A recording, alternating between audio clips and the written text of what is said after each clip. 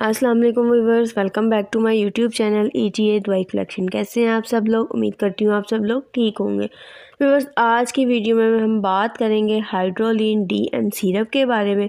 तो हाइड्रोलिन सिरप भी पाकिस्तान में काफ़ी यूज़ होता है, बड़ा इफ़ेक्टिव है, लेकिन अक्सर लोग इसका गलत इस्तेमाल कर रहे हैं, जो कि उनको फ़ायदा देता है या नहीं देता, लेकिन नुकसान ज़रूर पहुंचा रहा है।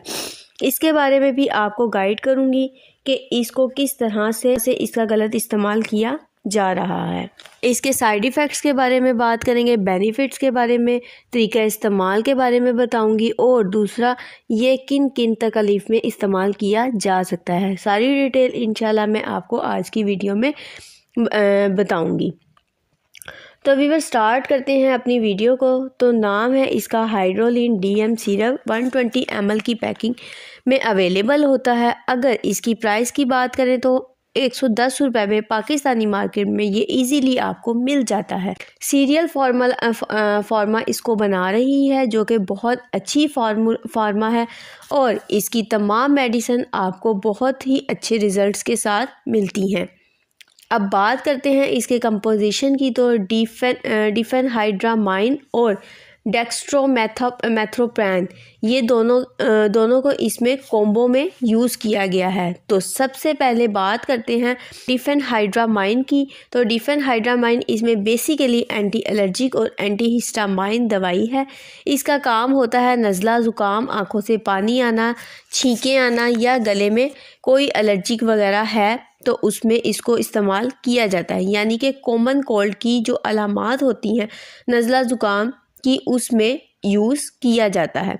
उसके बाद डेक्स्ट्रोमेथोप्रेन एक कफ सप्रेस्टेंट दवा है, यानी कि ये खांसी को दबाने वाली दवा है। अब खांसी को दबाने से मुराद क्या है?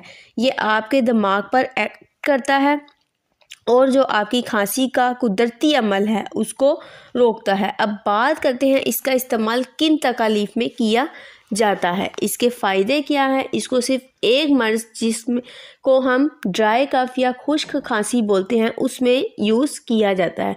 अक्सर लोग इसको बलगमी खांसी, अस्थमा यानी कि सांस की तकलीफ़ में भी इस्तेमाल कर रहे होते हैं। अगर उनको सांस की कोई मसाइल हैं जिसकी वजह से उनको बलगम, रेशा वगैरह होता है जो फेफड़ों में जमा हो जाता है, उसमें भी इसको इस्तेमाल कर रहे थे, जो कि गलत है। इसका इस्तेमाल आपने बिल्कुल भी बलगमी खांसी में नहीं करना, क्योंकि उससे क्या होगा कि जो आपका बलगम है, रेशा है, वो आपके फेफड़ों में जमा हो जाएगा और वो बाहर नहीं निकाल सकता। तो जब भी कोई दवाई बनाई जाती है वो स्पेसिफिक किसी ख़ास मकसद के लिए बनाई जाती है।